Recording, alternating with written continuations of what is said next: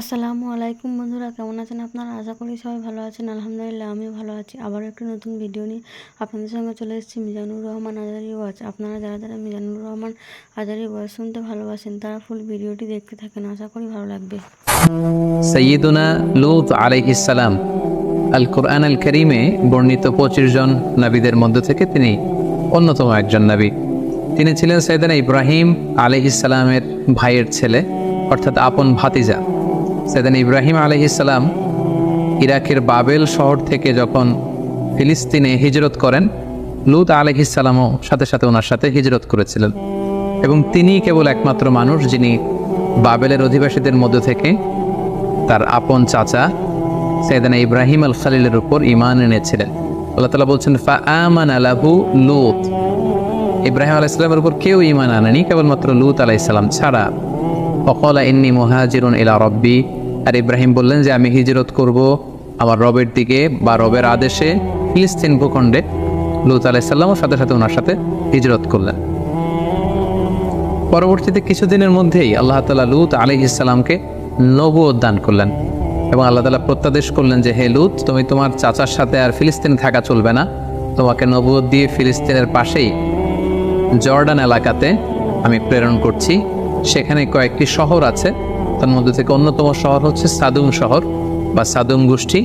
সেখানে তুমি যে দাওয়াত দিবে। এবং আল্লাহ তাআলার আদেশ পাওয়ার সাথে সাথেই আপন চাচা সৈয়দনা ইব্রাহিম আলাইহিস সালামের কাছ থেকে বিদায় নিয়ে আল্লাহর নবী লূত আলাইহিস সালাম জর্ডানে চলে গেলেন। সেখানে সাদুম সহ আরও 5টি বড় বড় শহর ছিল।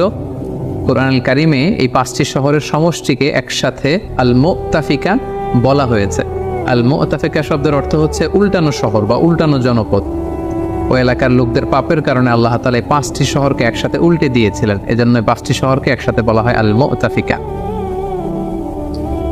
আল্লাহ তাআলার আদেশ পেয়ে সৈয়দুনা লূত আলাইহিস সালাম যখন জর্ডানের সাদুম এরিয়াতে গেলেন, তিনি দেখলেন যে সেখানকার লোকজনদের মধ্যে মোট 3টি মন্দ চারিত্রিক বৈশিষ্ট্য রয়েছে।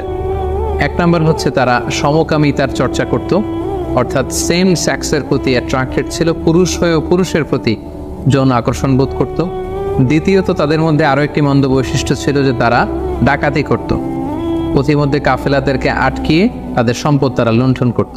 আর 3 নাম্বার তাদের যে মন্দ গুণাবলী ছিল সেটা হচ্ছে তারা অশ্লীলতার চর্চা করত। আর এই 3টি কথাই আল্লাহ তাআলা কালামুল্লাহ মাজিদে চমৎকারভাবে উল্লেখ করেছেন। তাদের 3টি ব্যাড অ্যাট্রিবিউটের প্রথমটি ছিল সমকামিতা। আল্লাহ তাআলা বলছেন ওয়ালুতান ইয ক্বালা লিকওমিহি আতাতুনাল ফাহিশাতা মা সাবাকাকুম বিহা মিন আহাদিম মিনাল আলামিন। তিনি তার কওমের লোকদেরকে বলতে আরম্ভ করলেন যে তোমরা এই অশ্লীল কাজ পৃথিবীর মধ্যে করছো যেটা পৃথিবীতে এর আগে কখনো কেউ করেনি। ইন্নাকুম লাতাতুনার রিজালা শাহওয়াতাম মিন দুনিন নিসা। তোমরা পুরুষ হয়ে পুরুষদের প্রতি যৌন আকর্ষণ বোধ করছো, তোমরা নারীদের মাধ্যমে সেই ডিজায়ারকে ফুলফিল করতে চাচ্ছ না। বল আনতুম কওমুম মুসরিফুন, তোমরা তো অবাধ্য এক জাতি। তাহলে এই ছিল তাদের 1 number bad attribute. 2 number bad অ্যাট্রিবিউটের ব্যাপারে আল্লাহ বলছেন ওয়া তাকতাউনাস সাবিল, তোমরা ডাকাতি করো। 3 নাম্বার হচ্ছে ওয়া তাতুনা ফি নাদিকুমুল মুনকার, তাদের কিছু ক্লাব ছিল, নাইট ক্লাব, সেখানে তারা অশ্লীলতার চর্চা করত। তো সৈয়দনা লূত আলাইহিস সালাম যখন এই বাজে কোয়ালিটিগুলো দেখলেন, তিনি যে সেখানে দিনের দাওয়াত দেয়া শুরু করলেন। প্রথমেই যেই বিরোধের মুখোমুখি তিনি হলেন যে তারা কোনো ক্রমে এই সমকামিতা থেকে ফিরে আসবে না। তারা সমলিঙ্গের প্রতি যৌন আকর্ষণ বোধ করতো, যেটাকে আমরা ইংরেজিতে হোমোসেক্সুয়ালিটি বলি বা সডোমি বলি বা গে হওয়ার যে কালচার সেটা তাদের মধ্যে ছিল। এবং কোরআনের আয়াত থেকে আমরা বুঝতে পারি পৃথিবীতে লূত আলাইহিস সালামের কওমের আগে কেউ এই বাজে অভ্যাসের চর্চা পৃথিবীতে কেউ করেনি, বরং সর্বপ্রথম এই পাপ কাজের সূচনা তাদের মধ্যে থেকেই হয়েছিল। সেটা কিভাবে শুরু হয়েছিল তাফসিরে কুরতুবিতে এসেছে যে শয়তান সর্বপ্রথম এই কাজটি করেছিল। লূত আলাইহিস সালামের কওমের লোকেরা যখন চাষাবাদ করত, তখন শয়তান খুবই চমৎকার চেহারার সুশ্রী অবয়বের যুবক অথবা একজন বালকের আকৃতিতে তাদের কাছে আসলো, এসে সর্বপ্রথমে কুপ্রস্তাব দিল। এবং শয়তানের এত সুন্দর চেহারা দেখে তারা অবাক হয়ে গেল। শয়তান তাদেরকে বলল, ছোট্ট বালক বা যুবকের সুশ্রী চেহারা বা অবয়ব নিয়ে তাদের কাছে এসে বলল যে তোমরা যদি আমার সাথে এমন এমন পাপ কাজ করো তাহলে তোমরা অনেক আনন্দ পাবে এবং এই কথা আমি কাউকে বলে দিব না, তোমরা চাইলেই করতে পারো। সর্বপ্রথম তারা কৌতূহলবশত এই সুশ্রী বালকের সাথে এই অপকর্মটা করতে আরম্ভ করলো। প্রতিদিনই এই ছেলেটা আসে মানে শয়তান এই ছেলের আকৃতিতে আসে এবং তাদের অনেকের মধ্যে এই বাজে স্বভাব শয়তান আস্তে আস্তে ডেভেলপ করতে লাগলো। শয়তান ঠিক ততদিন পর্যন্ত তাদের কাছে আসতে লাগলো যতদিন পর্যন্ত শয়তান নিশ্চিত হলো যে হ্যাঁ, এই অভ্যেসটা তাদের মধ্যে এখন পরিপূর্ণভাবে ডেভেলপ হয়ে গিয়েছে, আমি যদি নাও আসি তারা নিজেরা নিজেদের মধ্যে এই কাজটি করবে। এটা যখন শয়তান নিশ্চিত হলো, শয়তান তাদের কাছে আসা বন্ধ করে দিল। কিন্তু ইতিমধ্যে তারা নিজেদের মধ্যে এই বাজে স্বভাবটি ডেভেলপ করে ফেলেছে। তখন তারা নিজেরা নিজেদের সাথে এই অপকর্ম করতে আরম্ভ করলো। তাদের মধ্যে যে সুস্থ যুবক বা বালক আছে তাদের উপর তারা হামলে পড়তো। তারা নারীদের প্রতি যৌন আকৃষ্ট না হয়ে পুরুষদের সাথে এই পাপ কাজ তারা করতে আরম্ভ করলো। সাইয়েদনা লূত আলাইহিস সালাম তাদেরকে এই পাপ কাজ থেকে ফিরে আসার আহ্বান করলেন। তিনি তাদের মাঝে দাওয়াতি কাজ করলেন। তিনি তাদেরকে অশ্লীলতার এই পথকে পরিহার করতে বললেন। তিনি তাওহীদ, রিসালাত, আখিরাত এবং আল্লাহ তাআলার আযাবের ভয় দেখালেন। নৈতিক মূল্যবোধের দাওয়াত তিনি দিতে লাগলেন। সূরাতুশ শুআরাতে আল্লাহ তাআলা বলছেন, ইয ক্বালা লাহুম আখুহুম লূতুন আলা তাত্তাকুন। লূত আলাইহিস সালাম তাদেরকে বলল, তোমরা কি আল্লাহকে ভয় পাবে না? তোমরা কি আল্লাহকে ভয় করো না? কিভাবে তোমরা এই পাপ কাজগুলো করছো? কিভাবে একটি পুরুষ হয়ে তোমরা পুরুষের প্রতি যৌন আকর্ষণ বোধ করছো? এটা তো খুবই ঘৃণ্য একটি কাজ। ইন্নী লাকুম রাসূলুন আমিন, নিশ্চয় আমি আল্লাহর পক্ষ থেকে বিশ্বস্ত রাসূল। ফাত্তাকুল্লাহ, এই পাপ কাজ তোমরা বন্ধ করো, তোমরা আল্লাহকে ভয় করো। ওয়া আতিউন, এবং নবী হিসেবে আমার আনুগত্য করো। ওমা আসআলুকুম আলাইহি মিন আজর ইন আজরিয়া ইল্লা আলা রাব্বিল আলামিন। এই যে দাওয়াতি কাজ করছি, আমি তো কোনো প্রতিদান চাচ্ছি না, কারণ আমি প্রতিদান চাই আল্লাহ তাআলার কাছে। সূরা শুআরা আল্লাহ তাআলা আবার বলছেন, ক্বালা ইন্নী লিআমালিকুম মিনাল ক্বালিন। লূত আলাইহিস সালাম বললেন, তোমরা যে এই অপকর্ম করছো, এই হোমোসেক্সুয়ালিটির এই প্র্যাকটিস যে করছো, এটার সমালোচনা, এটার বিরোধিতা, এটা আমি করেই যাব যতদিন না তোমরা ক্ষান্ত হও। সাইয়েদনা লূত আলাইহিস সালাম তাদেরকে বোঝাতে লাগলেন, কল্যাণের পথে তাদেরকে আহ্বান করতে লাগলেন।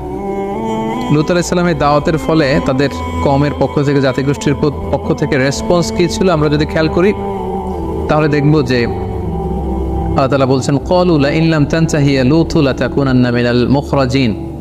অর্থাৎ তারা বলতে আরম্ভ করলো, হে লূত, তুমি যদি এই দাওয়াতি কাজ না থামাও তাহলে এই এলাকা থেকে আমরা তোমাকে বের করে দেব।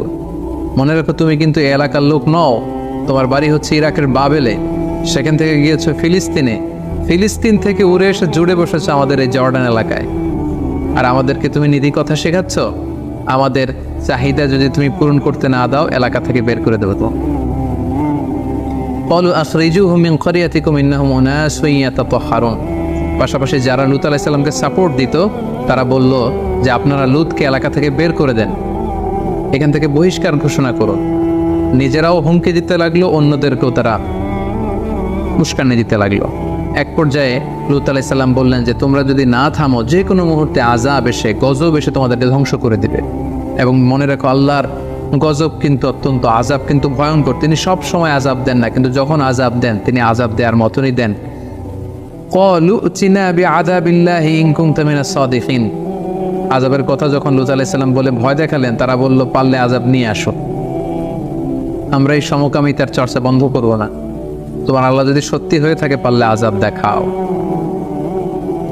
সাইয়েদনা লূত আলাইহিস সালামের স্ত্রীর ব্যাপারে কোরআনে এসেছে, সাইয়েদনা লূত আলাইহিস সালামের স্ত্রী ওনার উপর ঈমান আনেননি, বরং সাইয়েদনা লূত আলাইহিস সালামের স্ত্রী সেই পাপাচারী লোকদের সহযোগী ছিল। সূরাতুত তাহরীম আল্লাহ তাআলা বলছেন, দারাবাল্লাহু মাসালান লিল্লাযীনা কাফারু ইমরাআতা নূহ ওয়া ইমরাআতা লূত। নূহ আলাইহিস সালামের স্ত্রী আর লূত আলাইহিস সালামের স্ত্রী, তাদের দৃষ্টান্ত দিয়ে আল্লাহ তাআলা বলেছেন যে তারা কুফরি করেছে, তারা কাফের নারীদের আদর্শ, তারা বিশ্বাসী ছিল না। আল্লাহ বলছেন, কানাতা তাহতা আবদাইনি মিন ইবাদিনা সালিহাইন। আমার দুইজন প্রিয় ভাজন নেককার বান্দাদের স্ত্রী হয়েও তারা ঈমান আনতে পারেনি। ফাখানাতাহুমা, তারা খেয়ানত করেছে। কোন ধরনের খেয়ানত? তারা ঈমান আনেনি। তারা কিন্তু চারিত্রিক দিক থেকে খারাপ নারী ছিল না, অশ্লীলতার সাথে পৃথিবীর কোনো নবীর স্ত্রীরাই জড়িত ছিল না। এখানে খেয়ানত দ্বারা উদ্দেশ্য হচ্ছে, মুফাসসিরিন ইকরাম বলেছেন, তারা ঈমান আনেনি। নবীর স্ত্রী হিসেবে তাদের জন্য আবশ্যক ছিল যে তারা ঈমান আনবে, কিন্তু তারা ঈমান আনেনি। বরং লূত আলাইহিস সালামের স্ত্রী গোপনে গোপনে লূত আলাইহিস সালামের তথ্য ওই এলাকার পাপাচারী লোকদের কাছে সরবরাহ করত। সাইয়েদনা লূত আলাইহিস সালাম দাওয়াত দিতে দিতে যখন ক্লান্ত হয়ে পড়লেন, তিনি আল্লাহর কাছে অবশেষে বললেন, রব্বি নাজ্জিনি ওয়া আহলি মিম্মা ইয়ামালুন।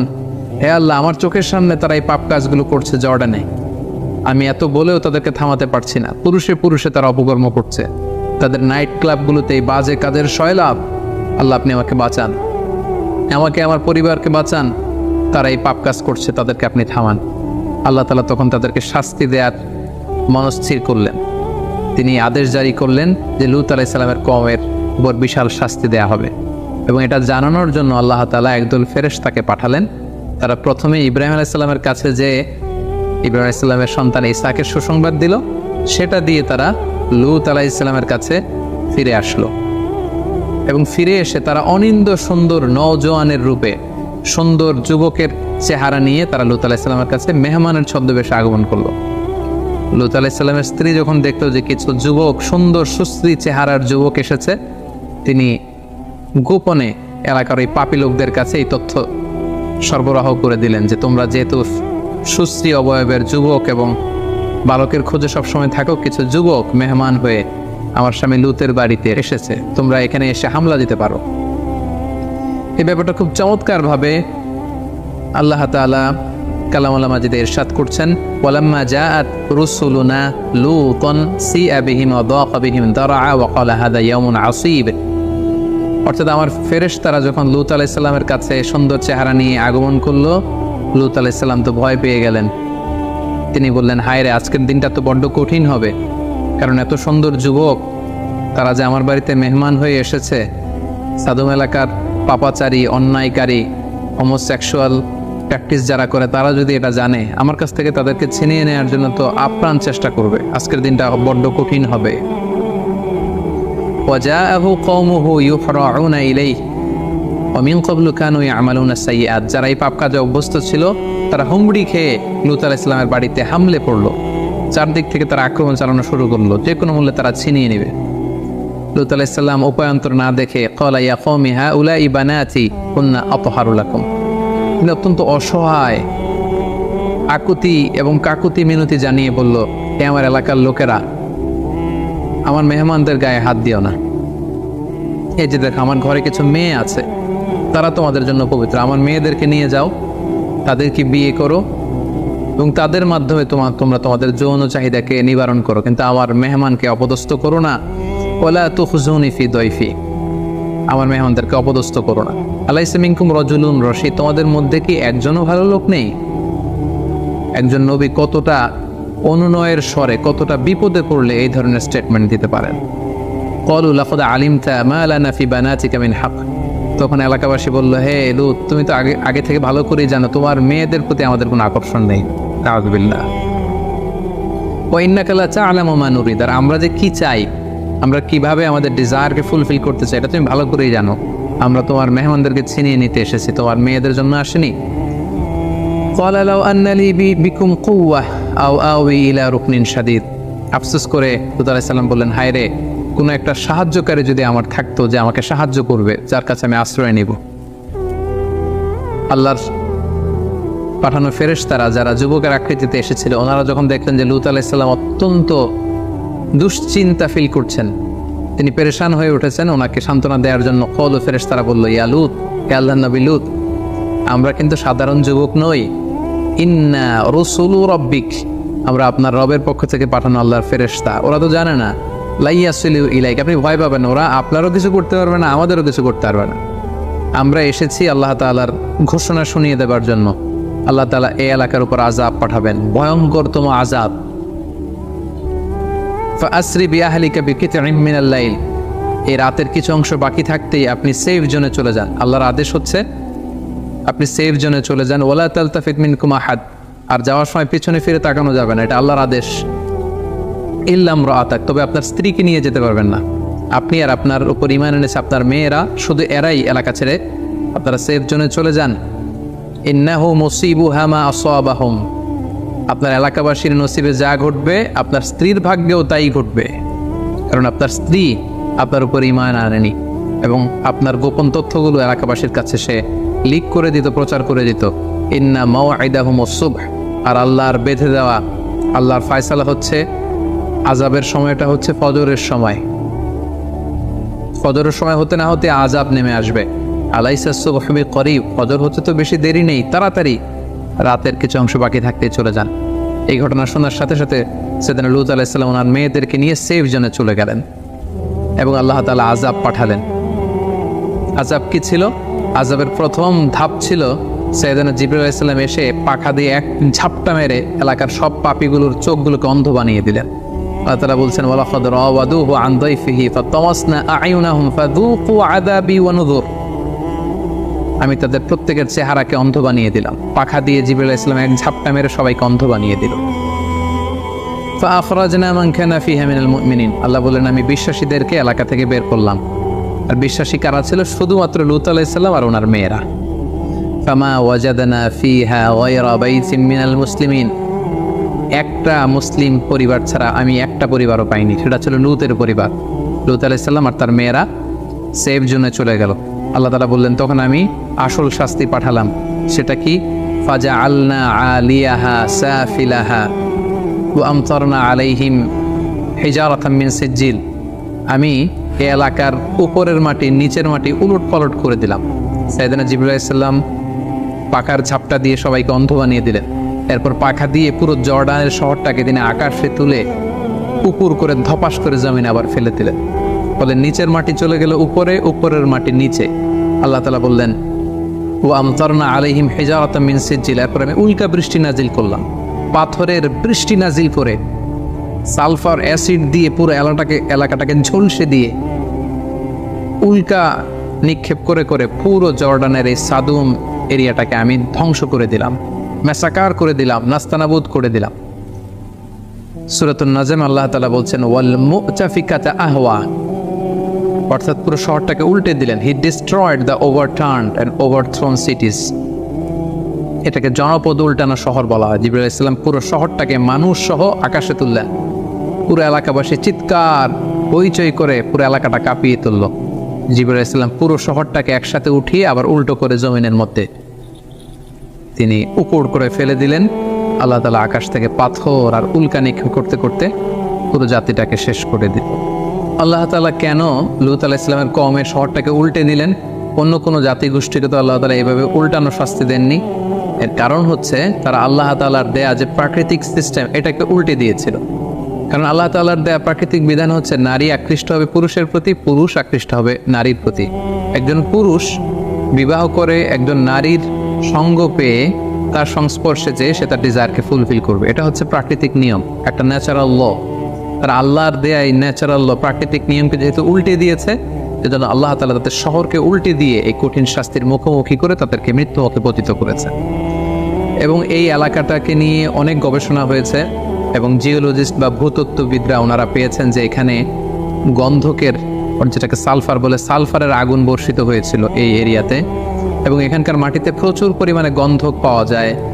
ন্যাট্রন ও পেট্রোল তো আছেই। এই এলাকাটাতে এত বেশি গন্ধকের উপস্থিতি আছে, এটাই উল্কা পতনের একটা অকাট্য প্রমাণ বৈজ্ঞানিকদের ভাষ্যমতে, যে এখানে উল্কা পতিত হয়েছিল, যেটাকে আল্লাহ তাআলা হিজারাতাম মিন সিজ্জিন বলেছেন। এবং বর্তমানে যদি এই এলাকাতে আপনি যান, এই এলাকাটার অবস্থান বা লোকেশন হচ্ছে, এটা জর্ডান ইসরায়েল সীমান্তবর্তী একটা এলাকা। এবং এটা হচ্ছে the lowest land area on earth. পৃথিবীর সবচাইতে নিম্নগামী এরিয়া, সবচাইতে নিচু এরিয়া, লো ল্যান্ড। যেহেতু জিবরাইল আলাইহিস সালাম শহরটাকে উঠিয়ে জমিনে দাবিয়ে দিয়েছিলেন, এটা পৃথিবীর সবচাইতে নিচু এরিয়া। এবং এখানকার পানির লবণের ঘনত্ব সাগরের লবণের চাইতে কমপক্ষে 8 গুণ বেশি। আমরা জানি সাগরের পানি এত লবণাক্ত যেটা মুখে দেয়া যায় না। সাগরের পানি যতটা লবণাক্ত, এই ডেড সির পানি হচ্ছে 8 গুণ বেশি লবণাক্ত। এবং সেখানে আপনারা একটা সাগর দেখতে পাবেন যেটাকে বলা হচ্ছে ডেড সি বা মৃত সাগর। আরবিতে বলা হয় আল বাহরুল মাইয়িত। এটাকে মৃত সাগর বলা হয় এজন্য এই পানির লবণের ঘনত্ব এত বেশি যে এখানে কোনো প্রাণী জন্মায় না। এটা আযাবের আর গজবের জায়গা। ফলে এখানে মাছ জন্মায় না, ব্যাঙ জন্মায় না, কোনো শ্যাওলা জন্মায় না, কোনো জীবকণা, জুপ্লাঙ্কটন, ফাইটোপ্লাঙ্কটন টাইপের কোনো কিছু এখানে জন্মায় না। বরং এখানে লবণের ঘনত্ব, ডেন্সিটি এত বেশি, কোনো মানুষ সেখানে পড়ে গেলে ডুবেও না, তারা সেখানে ভেসে থাকতে পারে। এটা আযাব আর গজবের জায়গা। এই ছিল সাইয়েদনা লূত আলাইহিস সালামের জীবন কাহিনী। এখান থেকে আমরা কিছু লাইফ লেসন বের করতে পারি। 1 নম্বর যে শিক্ষাটুকু আমরা পাই সেটা হচ্ছে ইসলাম সহ পৃথিবীর কোনো ধর্মই কিন্তু অশ্লীলতাকে শেখায় না। পৃথিবীর সকল ধর্মই অশ্লীলতার বিরুদ্ধে। এবং সাইয়েদনা লূত আলাইহিস সালামের জামানায় সর্বপ্রথম এই হোমোসেক্সুয়ালিটি বা সমকামিতা শুরু হয়েছিল, এবং বর্তমানেও নানা সময়ে এই পাপাচারিতা মাথাচাড়া দিয়ে উঠছে। সেটা কখনো এলজিবিটি রাইটসের নামে, সেটা কখনো গে কালচারের নামে। সো আমরা যারা বিশ্বাসীরা, যারা রক্ষণশীলতায় বিশ্বাসী, আমাদের সমাজে যাতে এই পাপ পঙ্কিলতায় আবর্জনা যাতে ঢুকতে না পারে, আমাদেরকে সচেতন থাকতে হবে। কারণ আমরা জানি যে ইসলাম হচ্ছে একটা ওয়েলফেয়ার লেজিসলেশন। ইসলামে যত বিধান দেওয়া হয় এটা আমাদের কল্যাণের জন্য, ভালোর জন্য দেওয়া হয়। এবং ইসলামী শরিয়া অনুযায়ী এই হোমোসেক্সুয়ালিটি এটা মারাত্মক শাস্তিযোগ্য একটি অপরাধ, এটি কবিরা গুনাহ এবং সর্বসম্মতিক্রমে এটি হারাম। দ্বিতীয় যে ব্যাপারটি আমরা বলবো সেটা হচ্ছে এই যে সমকামিতার সমস্যা, পৃথিবীর ইউএস সহ ইউরোপের অনেক দেশে আপনারা শুনবেন যেটাকে লিগালাইজ করা হয়েছে। ইউরোপের অনেক স্টেটে, ইউএসের অনেক স্টেটে, ইউরোপের অনেক দেশে, এবং এটা নিয়ে অনেক আন্দোলন চলছে। এটা বেসিকলি গবেষকদের কথা অনুযায়ী এটা একটা মনস্তাত্ত্বিক সমস্যা, এবং এটা হচ্ছে বেসিকলি বিকৃতভাবে গড়ে ওঠা একটা যৌন আকর্ষণ। একটা মানুষ যখন সবসময় অস্বাভাবিক চিন্তা করবে, অস্বাভাবিক জীবনযাপন করবে, অস্বাভাবিক যৌন ও শৃঙ্খল একটা লাইফস্টাইল সে যখন প্র্যাকটিস করবে, তখন তার মধ্যে এই একটা বাজে যৌন চিন্তা আস্তে আস্তে ডেভেলপ করে, খুবই গ্রাজুয়ালি। অনেকের কাছ থেকে জানা গিয়েছে যে অনেকেই কৌতূহলবশত এটা নিজের মধ্যে অ্যাডপ্ট করেছে এবং ধীরে ধীরে আস্তে আস্তে সমকামী বনে গিয়েছে তারা। সো আমাদের সমাজে আমাদের উঠতি বয়সের তরুণ তরুণীরা যাতে এই জাতীয় পাপ কাজের দিকে, অন্ধকার পথের দিকে পা না বাড়ায়, সেদিকে আমাদেরকে খেয়াল রাখতে হবে। 3 নম্বর যে লাইফ লেসনটি আমরা এখানে উল্লেখ করতে চাই সেটি হচ্ছে একটি সুস্থ, সমৃদ্ধ এবং স্বাস্থ্যকর যৌন জীবনের জন্য আল্লাহ তাআলা আমাদেরকে বিয়ের মতো একটি পবিত্র বিধান তিনি আমাদেরকে প্রেসক্রাইব করেছেন বা দান করেছেন। এবং ইসলামে বিয়ে বহির্ভূত সব ধরনের যৌন সম্পর্ক কমপ্লিটলি প্রহিবিটেড। কারণ এই বিয়ের মধ্যে বা এই বিয়ের বন্ধনে আছে মানসিক প্রশান্তি, এতে আছে সামাজিক একটা দায়বদ্ধতা এবং নতুন প্রজন্ম তৈরি করার একটা মাধ্যম। সমকামীদের ব্যাপারে শুধু এতটুকু আমরা বলতে চাই যে যারা এই পৃথিবীতে সমকামী আছে, পৃথিবীর সব সমকামীদেরকে একসাথে করে তাদেরকে যদি একটা স্বাধীন দেশের মধ্যে দিয়ে দেওয়া হয়, যে আপনাদেরকে একটা স্বাধীন দেশ দিয়ে দেওয়া হলো, সেই দেশের লোকদেরকে মাত্র 50 বছর সময় দিলেই তারা নিশ্চিহ্ন হয়ে যাবে। কারণ এখানে কোনো আউটপুট নেই, এই সম্পর্কে কোনো আউটপুট নেই, কোনো প্রশান্তি নেই। নারী যদি নারীর সাথে বিবাহ বন্ধনে আবদ্ধ হয়, পুরুষ যদি পুরুষের সাথে বিবাহ বন্ধনে আবদ্ধ হয়, এই জনগোষ্ঠীটাকে একটা আলাদা স্বাধীন রাষ্ট্র দিয়ে দেওয়া হলে তাদের নিশ্চিহ্ন হয়ে যাওয়ার জন্য সর্বোচ্চ 50 বছরের প্রয়োজন। 50 বছর পরে তাদের কোনো অস্তিত্ব এই পৃথিবীতে থাকবে না। তাই আমরা যারা মুসলিম তারা কখনোই এই সমকামিতাকে আমরা সাপোর্ট করতে পারি না, বরং সবসময় ইসলামের অবস্থান এই সমকামিতার বিপক্ষে। সাইয়েদনা লূত আলাইহিস সালামের জীবন কাহিনী থেকে আরেকটি শিক্ষা আমরা পাই, সেটা হচ্ছে আমরা যারা বিশ্বাসী আমরা মেহমানদেরকে সবসময় সম্মান করব। কারণ আল্লাহ রাসূল সাল্লাল্লাহু আলাইহি ওয়াসাল্লাম বলেছেন, মান কানা ইউমিনু বিল্লাহি ওয়াল ইয়াউমিল আখির ফালইউকরিম দাইফা, যে আল্লাহ বিশ্বাস করে, আখিরাতে বিশ্বাস করে, সে যেন তার মেহমানকে সম্মান করে। আমরা যদি খেয়াল করি তাহলে দেখব যে সাইয়েদনা লূত আলাইহিস সালাম তিনি এলাকাবাসীদের বলেছেন যে তোমরা আমার মেয়েদেরকে নিয়ে যাও, কিন্তু আমার মেহমানের গায়ে হাত দিও না। তার মানে মেহমান যখন আপনার বাসায় চলে আসবে, তার সেফটি দেওয়া, তার সিকিউরিটি দেওয়া, তার সম্মান ইজ্জতকে অটুট রাখা, এটা মেজবানের দায়িত্বের মধ্যে চলে আসে। সর্বশেষ আমরা যে শিক্ষাটির কথা উল্লেখ করতে চাই সেটা হচ্ছে প্রত্যেক মানুষের জীবনে একজন বিশ্বাসী, একজন আস্থাভাজন, একজন মুত্তাকি সোলমেট খুব জরুরি। বিশেষ করে আপনার স্ত্রী যদি আপনার খেয়ানত করে, আপনার স্ত্রী যদি আপনার সাথে বিট্রে করে, তাহলে আপনার ঘরটা একটা জাহান্নামের টুকরা। আমরা লূত আলাইহিস সালামের ক্ষেত্রে দেখব যে আল্লাহ তাআলা এই বড় একটি পরীক্ষা তার জীবনে তিনি করেছেন। লূত আলাইহিস সালাম যদিও তিনি নবী, কিন্তু তার স্ত্রী তার প্রতি ঈমান আনেনি। সো আমরা আমাদের জীবনটাকে শান্তিময় করবার জন্য এমন একজন লাইফমেট, এমন একজন লাইফ পার্টনার খুঁজে নিতে হবে যার মধ্যে দিনদারি থাকবে। আল্লাহ রাসূল সাল্লাল্লাহু আলাইহি ওয়াসাল্লাম বলেছেন 4টি জিনিস দেখে কোনো নারীকে বিয়ে করা হয়। আল্লাহ রাসূল সাল্লাল্লাহু আলাইহি ওয়াসাল্লাম ইরশাদ করেছেন 4টি জিনিস দেখে নারীদেরকে বিয়ে করা হয়। তার সম্পদ দেখে, তার সৌন্দর্য দেখে, তার স্ট্যাটাস দেখে, আরেকটা হচ্ছে তার দিনদারি দেখে। আল্লাহ রাসূল সাল্লাল্লাহু আলাইহি ওয়াসাল্লাম বললেন এই 4টির মধ্যে তোমরা যদি জিততে চাও, যদি সাকসেসফুল হতে চাও, তাহলে দিনদারিকে প্রাধান্য দিও। ফাসবার বিযাতিদ দিন, যে নারীর মধ্যে দিনদারিতা আছে সেই নারী হবে তোমার প্রকৃত সোলমেট, এবং সেই তোমার ঘরটাকে জান্নাতের টুকরা বানিয়ে রাখবে। আল্লাহ তাআলা কেন লূত আলাইহিস সালামের কওমের শহরটাকে উল্টে দিলেন? অন্য কোনো জাতিগোষ্ঠীকে তো আল্লাহ তাআলা এইভাবে উল্টানো শাস্তি দেননি। এর কারণ হচ্ছে তারা আল্লাহ তাআলার দেয়া যে প্রাকৃতিক সিস্টেম এটাকে উল্টে দিয়েছিল। কারণ আল্লাহ তাআলার দেয়া প্রাকৃতিক বিধান হচ্ছে নারী আকৃষ্ট হবে পুরুষের প্রতি, পুরুষ আকৃষ্ট হবে নারীর প্রতি।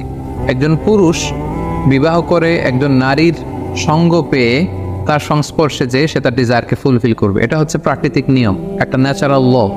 আর আল্লাহর দেয়া এই ন্যাচারাল ল, প্রাকৃতিক নিয়মকে যেহেতু উল্টে দিয়েছে, সেজন্য আল্লাহ তাআলা তাদের শহরকে উল্টে দিয়ে এই কঠিন শাস্তির মুখোমুখি করে তাদেরকে মৃত্যুমুখে পতিত করেছে।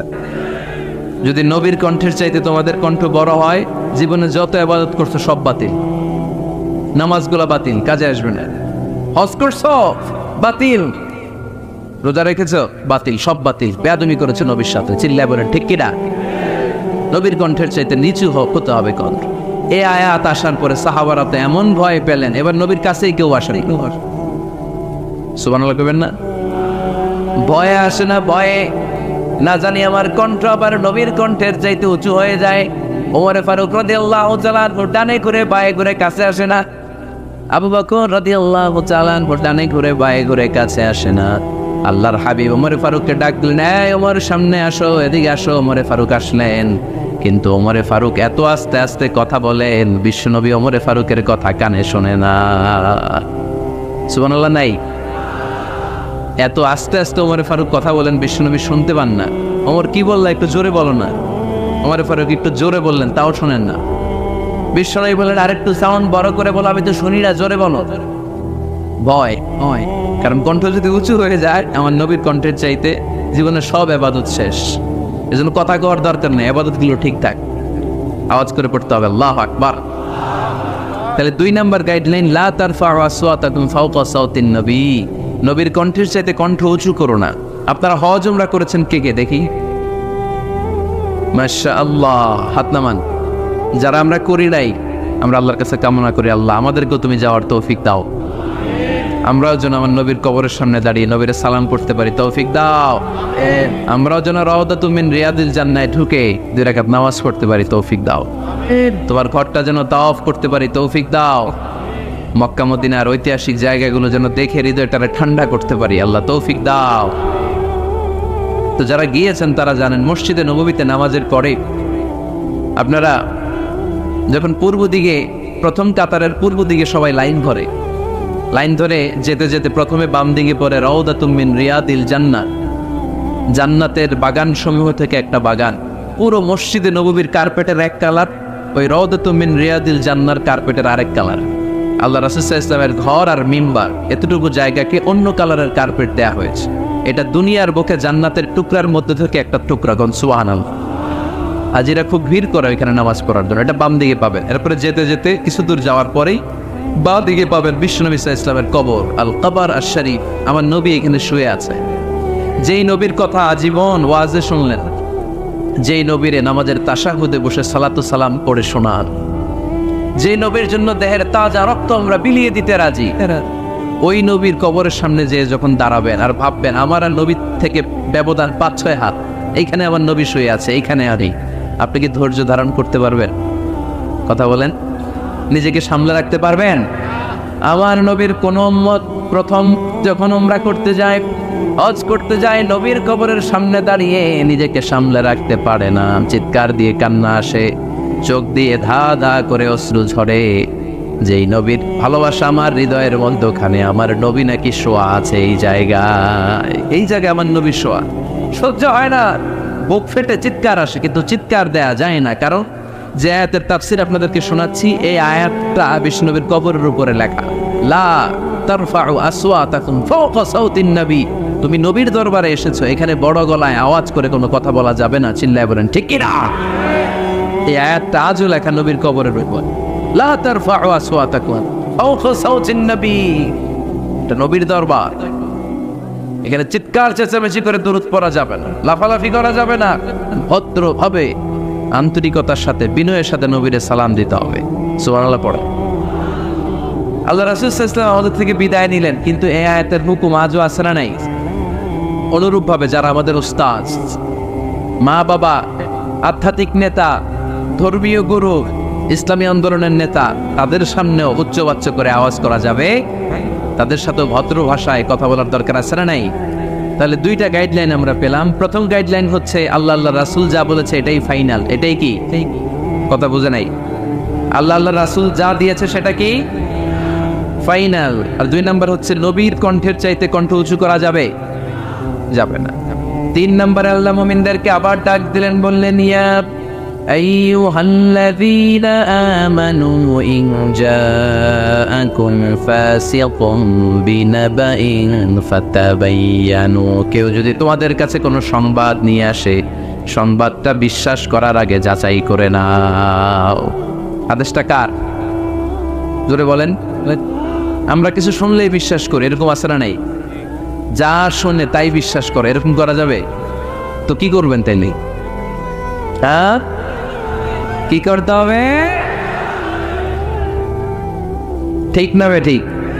হ্যাঁ, ঘটনাটা ঠিক না বে ঠিক, এটা আমাদেরকে যাচাই করতে হবে। You have to justify the news, you have to verify the report. Whatever you found in social media or Facebook, don't share. Think twice before you share, man. Share করার আগে 2 বার ভাববেন যে শেয়ার করবো কি করবো না। একটা কিছু পাইলেই শেয়ার মেরে দেয়, সে দিচ্ছে শেয়ার, তার বন্ধু দেয় শেয়ার, পুরা ফেসবুকের মধ্যে বাড়াবাড়ি। আছে না নাই? আসলে এরকম কিছু ঘটেই নাই, আছে না নাই? খবরদার, আমরা খুব খুব বেশি পছন্দ করি রুমর, গুজব ছড়ানোর জন্য বাংলাদেশের পৃথিবীতে 1 নাম্বার। আমাদের চেয়ে কেউ বেশি গুজব ছড়াতে পারে। কিছুদিন আগে এরকম হইল না যে লবণের দাম বেড়ে গেছে? হ্যাঁ, ফরিদপুরে এগুলো হয় নাই তো না? এই বাজারেও লবণ ছিল না তখন? কয় বস্তা? একজন 2 বস্তা করে। আপনি কয় বস্তা নিছেন? নেন নাই? তো এই যে দেখেন গুজবের কারণ আসলে লবণ পর্যাপ্ত। তারা আমগো দেশে লবণ থাকবে না, লবণ থাকবে কই? লবণের দেশের মানুষ, ঠিক কিনা? পর্যাপ্ত পরিমাণ লবণ আছে। আমাদের যে লবণ মজুদ আছে, আমাদের দেশের চাহিদা মিটিয়ে পাশে ইন্ডিয়াতে বা মিয়ানমারও কিছু সাপ্লাই করা সম্ভব, এত লবণ আছে। আলহামদুলিল্লাহ পড়েন। তো এই যে লোকজন বেশি দাম দিয়ে লবণ কেন কিনলো? গুজব। আমরা কি গুজব মানব? গুজব এটারে আজকে আমরা নো বলে দিব। নো। কি বলবেন? এত আস্তে? গুজবকে আমরা কি বলবো? নো। গুজবে কান দিবেন না। প্রায় দেখবেন সোশ্যাল মিডিয়াতে অমুক নেতার গোপন ভিডিও ফাঁস। তো অমুক নেতার গোপন ভিডিও ফাঁস হয়েছে, আপনার কি সমস্যা? আপনার এত ভালো লাগে কেন? আপনার ভিডিও তো কয়দিন পরে ফাঁস হবে, তখন আপনি কি করবেন? এই সমস্ত আজে বাজে কাজে যাবেন। অমুক নেতার কি ফাঁস হয়েছে, কি গোপন ভিডিও, কি স্ক্যান্ডাল, এগুলো নিয়ে কখনো মুমিনদের মাথা ব্যথা থাকতে পারে? মুমিন চাইলেই যে কোনো জিনিস শেয়ার দিতে পারে না। আপনি লা ইলাহা পড়েছেন, এই লা ইলাহা যেন তেন কোনো বাণী নয়। এই লা ইলাহার ঘোষণা দিয়ে যে মুমিন হয়, তার হাতগুলো আল্লাহর কাছে একেবারে সারেন্ডার, তার জিহ্বাটা সারেন্ডার, তার চোখগুলো সারেন্ডার, তার কানগুলো সারেন্ডার। সে চাইলেই মন যা চায় তা করতে পারে না, ঠিক কিনা? আপনার কান দিয়ে যা শুনতে বলছে শুনতে পারবেন? কেন পারেন না? কারণ আপনি মুমিন, ঠিক কিনা?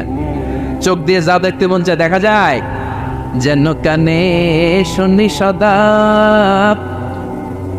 তোমার কালাম, এ খোদা চোখে যেন দেখি শুধু কোরআনের আয়াত। শোনো আমার মোনাজাত, শোনো শোনো ইয়া ইলাহি আমার মোনাজাত, শোনো আমার মোনাজাত। পড়েন আমিন।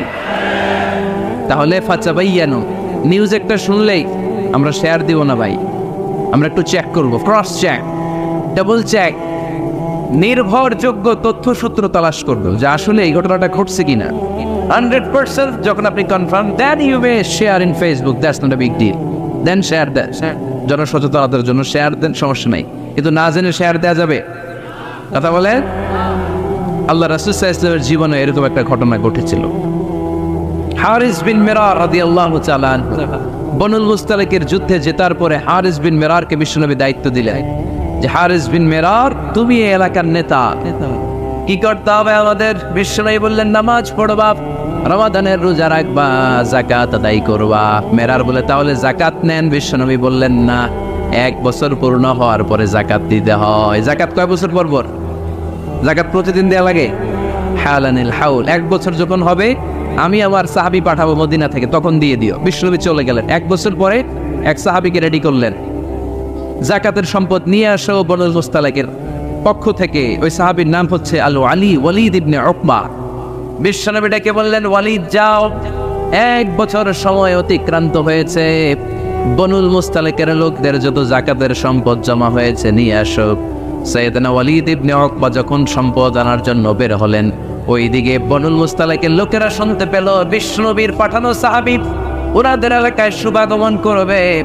ওই সাহাবীকে লাল গাড়িচার সংবর্ধনা দেওয়ার জন্য সেনাবাহিনী সহ পুরো এলাকা থেকে সব সৈন্যবাহিনী সহ তারা মরুভূমির মধ্যে এসে দাঁড়িয়ে রয়েছে। সুবহানাল্লাহ পড়ে। নবীর সাহাবীর আগমন হবে, নবীর সাহাবীর শুভাগমন। উনি এসে আমাদের এলাকার জাকাতের টাকা কালেকশন করে নিয়ে যাবে, ওনাকে সংবর্ধনা দিব। বের হও, তলোয়ার নিয়ে, ঘোড়া নিয়ে, গার্ড দিয়ে আমরা দাঁড়িয়ে থাকি। তো মরুভূমিতে সবাই দাঁড়ায় আসছে। আল ওয়ালিদ ইবনে উকবা মদিনা থেকে বিশাল রাস্তা পাড়ি দিয়ে যখন বনুল মুস্তালিকের এলাকার কাছাকাছি দূর থেকে দেখে তলোয়ার নিয়ে লোকজন দাঁড়ায় আসছে। কি নিয়ে দাঁড়ায় আসছে? উনি ভাবছে আমারে মারার জন্য দাঁড়ায় আছে। উনি মনে মনে ভাবলেন বিশ্বনবী পাঠালেন জাকাত নেয়ার জন্য, জাকাত পরে নিব, আগে জান সামলাই। কারণ এলাকার লোকেরা সব তলোয়ার নিয়ে সেনাবাহিনী সহ দাঁড়ানো। আসলে কথাটা কি ঠিক? মারার জন্য দাঁড়ায় আছে কি জন্য? সম্মান দেওয়ার জন্য, ওয়েলকামিং রিসেপশন দেওয়ার জন্য। উনি ভাবলেন আমারে কচিকাটা করবো, এক কাজ করি, ওদিকে না যে অ্যাবাউট টার্ন উল্টা করি। যেই চিন্তা ওই কাজ। সাহাবী আল ওয়ালিদ ইবনে উকবা উল্টা করে গেলেন। মন্দ ধারণা নিয়ে ফিরে যেয়ে বিশ্বনবীরে বললেন, নবী আপনি আমার মায়ের খাওয়ার জন্য পাঠাইছিলেন, জাকাত আনার জন্য পাঠিয়েছেন, কিন্তু তারা জাকাত তো দিবেই না, আমারে হত্যার জন্য তলোয়ার নিয়ে দাঁড়িয়েছিল গো নবী। কথা কি সত্য? উনি ভুল বুঝতে পারছেন, উনি ভুল বুঝেছেন। না বুঝে ভুল কথায় বিশ্বনবীর কাছে প্রচার করে দিলেন। আল্লাহর হাবিব সাল্লাল্লাহু আলাইহি ওয়াসাল্লাম সহজ সরল মনা নবী, সাহাবী তো আর মিথ্যা বলবেন না। বিশ্বনবী বিশ্বাস করলেন। বিশ্বাস করে খালিদ ইবনে ওয়ালিদের নেতৃত্বে 1000 সৈন্যের অভিযান পাঠালেন। বললেন যাও, যে দেখো ঘটনা কি, ঘটনা সত্য হলে অভিযান চালাও। আল্লাহ বলে নবী অভিযান পরে চালায়েন, একটু থামেন। ফাতাবায়ানু ইন জাআতুন ফাসিকুম বিনাবাইন ফাতাবায়ানু। নবী ওয়ালিদ এসে আপনার কাছে দেই তথ্য প্রচার করেছে, তথ্যটা সঠিক নয়, আগে যাচাই করেন, তারপরে অ্যাকশনে যান। ঠিক কি না? আমরা ডাইরেক্ট অ্যাকশন মারি। আমরা কি করি? Action action, direct action. সত্য না মিথ্যা ধারধারি না। আল্লাহ বললেন নবী অভিযান চালাবেন না। ওয়ালিদ যেই কথা আপনারে বলেছে এই কথাটা সত্য নয়। আন তুসিবু কওমান বিজাহালাতিন ফাতুসবিহু আলা মা ফাআলতুম নাদিবিন। আপনি যদি ওই মুসলমানদের এলাকায় না জেনে অভিযান পাঠান, এই অভিযানে যদি কেউ মারা যায়, প্রত্যেকটা মৃত্যুর দায়ভার কিন্তু আপনার কাঁধেই বর্তাবে গো নবী। ঠিক কি না? এই যে আপনি চেক না করে, জাস্টিফাই না করে, নিশ্চিত না হয়ে ওয়ালিদের কথায় বিশ্বাস করেই বনুল মুস্তালিককে অ্যাটাক করার জন্য 1000 সৈন্যবাহিনী পাঠালেন। ওরা যদি আক্রমণ করতো, কেউ যদি মারা যেত, এই দায়ভার কার? আমার নবীর। ঠিক কিনা? নবীকে শিখানোর মাধ্যমে আল্লাহ তাআলা গোটা উম্মাহকে শিখাই দিলেন, ইন জাআকুম ফাসিকুম বিনাবাইন ফাতাবায়ানু। কেউ যদি খবর নিয়ে আসে, শুনেই বিশ্বাস করো না, আগে যাচাই করো, আগে চেক করো, তারপরে বিশ্বাস করবা। ঠিক কিনা? তাহলে এখন থেকে একটা কিছু শুনলে বিশ্বাস করবেন? একজন এসে বলল, ভাইজান আপনার মেয়েরে দেখলাম আরেক ছেলের সাথে বাজারে ঘোরাফেরা করে, ওই রমনার বটমূলে দেখলাম আপনার মেয়ে আরেক ছেলের নিয়ে ফষ্টি নষ্টি করে। লোকের কথা বিশ্বাস করে বাসায় যে মেয়ের চুলের মধ্যে ধরে মাইর, আইজো মায়ের কাইলো মাইর। এরকম হইতে পারে না? হয়তো ওই লোক আপনার মেয়ের মতো দেখতে আরেক মেয়েকে দেখছে। এরকম হয় কিনা সমাজে? একজন এসে বললো, ভাই আপনি এখানে বাবিরও তো দেখলাম ওই জায়গায় আরেক লোকের সাথে ঘোরাফেরা করতেছে, খবর রাখেন না আমার সাথে? আপনি দেখে মেয়েকে, ঘটনা কি? আমার খেয়ে আমার পরে আরেকজনের সাথে, যে এই বাড়িতে যে মাই, কোনো কথা নেই। দেখবেন যে ছোট্ট মারামারি থেকে এই ঘটনা অনেক সময় বিচ্ছেদ বা ডিভোর্স পর্যন্ত গড়ায়। ঠিক কিনা? ওই যে শোনা কথায় কান দিয়েছেন, ফাতাবাইয়ুন, আপনি চেক করেন নাই। হয়তো আপনার স্ত্রীর মতো দেখতে বা আপনার স্ত্রী যে জামা পরে, যে পোশাক পরে, এরকম পোশাক পরে আরেক নারীকে দেখছে, আপনার বউ না এটা। আপনার মেয়ের ব্যাপারে যে তথ্য দিয়েছে এটা সঠিক নয়, সে আপনার মেয়ের মতো আরেকটা মেয়েকে দেখেছে, এসে আপনার কাছে বলে দিছে, আপনিও বিশ্বাস করছেন। ভেজাল আছে না নাই? এই ভেজালগুলোকে থামানোর জন্য কোরআনে এই বিধানগুলো নাজিল করেছে কে? তাহলে ফরিদপুরের ভাইরা 3 নম্বর গাইডলাইন, সমাজটাকে সুন্দর রাখার তথ্য একটা শুনলেই বিশ্বাস করবেন না। সিলে কান নিয়ে গেছে, শুনলেই সিলের পিছনে দৌড়, নাকি? কি করবেন? আগে কানে হাত দিয়ে একটু দেখবো কান দুইটা আছে না নাই। তারপরে চিলের পেছনে দৌড়াস। তাহলে এখন থেকে আমরা তথ্য একটা শুনলে বিশ্বাস করব, তাহলে কি করবেন বলতে হবে, কি করবেন? যাচাই বাছাই, জাস্টিফিকেশন অফ দ্য নিউজ। কোন নিউজ জাস্টিফিকেশন ছাড়া আমরা প্রচার করব, বিশ্বাস করব, শেয়ার করব না। 4 নম্বরে আল্লাহ বললেন, ইয়া আইয়ুহাল্লাযীনা আমানু লা ইয়াসখার কওমুম মিন কওম। ওহে আমার ঈমানদার বান্দারা, শোনো শোনো, খবরদার কখনো কোনো মুমিন বান্দারে ঠাট্টা করো না, অবজ্ঞা করো না, ঠাট্টা করো না। তার মনে কষ্ট হয় এমন কোন কথা তারে বলো না। Never scoff of anybody. কাউকে নিয়ে ঠাট্টা করবে না, তার দেহ নিয়ে, তার আকৃতি নিয়ে, তার বংশ নিয়ে। এক লোকের বাবা ছিল চোর, কিন্তু তার ছেলে অনেক ভালো। আপনি কি তারা বলতে পারবেন তুই চোরের ঘরের চোর? বলতে পারবেন? চুরি করছে বাবা, ওর কি দোষ? কথা বলেন। এগুলো কবিরা গুনাহ। আওয়াজ করে বলেন তো কি গুনাহ? কবিরা গুনাহ। কারো আকৃতি নিয়ে, আমার ফরিদপুরের কলিজার টুকরা যুবক ভাইরা, কারো আকৃতি নিয়ে কখনো অবজ্ঞা করবে না, তুচ্ছ জ্ঞান করবে না। এটা কবিরা গুনাহ, এটা আল্লাহ খুব অপছন্দ করেন। এর কারণ আকৃতিটা আমাদের হাতে নাই। আমাদের কারো নাক লম্বা, কারো খাটো, আমরা কেউ কালো, কেউ সাদা, আমরা কেউ স্মার্ট, কেউ অন্যরকম। তো এই যে আমাদের এক এক ধরনের আকৃতি, এটা কি আমি বানাইছি? আপনি বানাইছেন? দিছে কে? এই জন্য কারো দেহের গঠন নিয়ে যদি আপনি অবজ্ঞা করেন, এটা প্রক্ষান্তরে আপনি স্রষ্টাকে নিয়ে অবজ্ঞা করলেন। কারো দেহের আকৃতি নিয়ে যদি আপনি তুচ্ছ করেন, তাকে তুচ্ছ করেন, আমার রবকে আপনি তুচ্ছ করেছেন। চিল্লায় বলেন ঠিক কিনা? খবরদার, তুই কালু, তুই লম্বু, তুই মোটু, তুই কানা, তুই রোহিঙ্গা, আছে না নাই? ইদানিং এটা খুব চলে। এই রোহিঙ্গা নামটা আছে না? ফরিদপুরে এগুলো ঢুকে নাই না? আমাদের ওইদিকে দেখি কি অবস্থা, কারোর সাথে কেউ লাগলেই তুই রোহিঙ্গা। কি আশ্চর্য, এই গালি কবে আসলো? হ্যাঁ, অনেক ধরনের গালি। ঢাকায় আর একটা চলে ফইন্নির ভূত, কি বলে? এই এগুলো আগে শুনে নেই আমরা, রিসেন্ট এগুলো বলা শুরু করছে, ফইন্নির ভূত, রোহিঙ্গা। না, এগুলো বলে আপনি কাউকে অবজ্ঞা করতে পারবেন? পারবেন না। খবরদার, এটা কবিরা গুনাহ, এটা ছোট গুনাহ মনে করবেন না। কারণ আকৃতি নিয়ে তুচ্ছ করা যায় না, কারণ আকৃতি দান করেছে কে? ওয়াল্লাযী ইউসাউইরুকুম ফিল আরহামি কাইফা ইয়াশা লা ইলাহা ইল্লা হুয়াল আজিজুল হাকীম। তিনি এমন সত্তা যিনি তোমাদের চেহারার অবয়ব দিয়েছেন, তোমাদের আকৃতি দান করেছেন তখন যখন তোমরা মায়ের পেটের ভেতরে ছোট্ট জোকের মতো ছিলা। মায়ের পেটের ভেতরে আমরা যখন সবাই এত ছোট্ট, তখনই আমাদের চেহারার আকৃতি দিয়েছে কে? কে সুন্দর হব, কে ছেলে হব, কে মেয়ে হব, কে মোটা হব, কে চিকন হব? আমার ইচ্ছা হয়েছি? আওয়াজ করে বলতে হবে, কার ইচ্ছায়? প্রত্যেককে যদি আল্লাহ প্রত্যেকের নিজের চেহারার ডিজাইন করতে দিতেন, আল্লাহ যদি বলতেন তোমার চেহারাটা কেমন হবে তুমি ডিজাইন করো, তাহলে আপনি আপনারা কেমন বানাতেন? হ্যাঁ বলেন, ফরিদপুরের বাইরে বলেন, সুন্দর করে বানাতেন, তাই না? সবচাইতে স্মার্ট, সবচেয়ে সুন্দর করে আমি আমার চেহারাটা বানাতাম যদি আমাকে ডিজাইন করার সুযোগ দেওয়া হতো। কিন্তু এই সুযোগ তো আল্লাহ দেন নাই। ডিজাইন স্বয়ং করে দিয়েছেন কে? কোন নারীকে যদি আল্লাহ বলতে, এই নারীরা তোমাদের চেহারা কার কেমন লাগবে তোমরা বানাও, প্রত্যেক নারী কি করতো? বিশ্ব সুন্দরী করে নিজেকে বানাতো। খুর ধরার মতো কোনো জায়গা সে নিজের জন্য রাখতো না, ঠিক কিনা? কিন্তু এটা আল্লাহ দেন নাই। এই আকৃতিটা আমাদেরকে সরাসরি দান করেছেন কে? খবরদার, আমাদের অনেকে বিকলাঙ্গ, আমাদের অনেকের হাত ছোট, পা বড়, দেখতে মোটা, কেউ চিকন, কেউ কালো। খবরদার, কারো আকৃতি নিয়ে কখনো কোনো অবজ্ঞার সুরে, ঠাট্টার সুরে কোনো কথা আমরা বলবো না।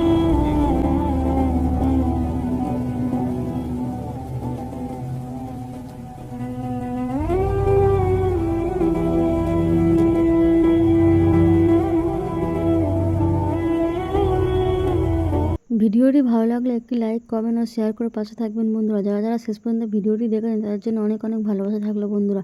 আরও নতুন নতুন ভিডিও পেয়ে চ্যানেলটিকে সাবস্ক্রাইব করে পাশে থাকবেন বন্ধুরা। ভালো থাকবেন, ধন্যবাদ।